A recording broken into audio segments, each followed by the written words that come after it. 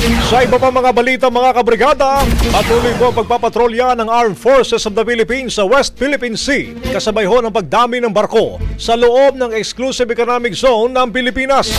Kung matatandaan, noong buwan ng Pebrero, nasa 11,000 na mga sasakyang pandagat ang namataan kung saan mahigit 900 o 9,000 at 200 dito ang mga banyaga, kabilang na mga kabrigada mga barko ng People's Liberation Army at ng China Coast Guard.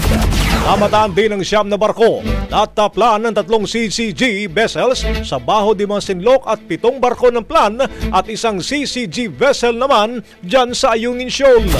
Bagamat walang naiulat na banta sa seguridad, itinuturing pa ring iligal ang presensya ng mga barkong ito sa EEZ ng Pilipinas.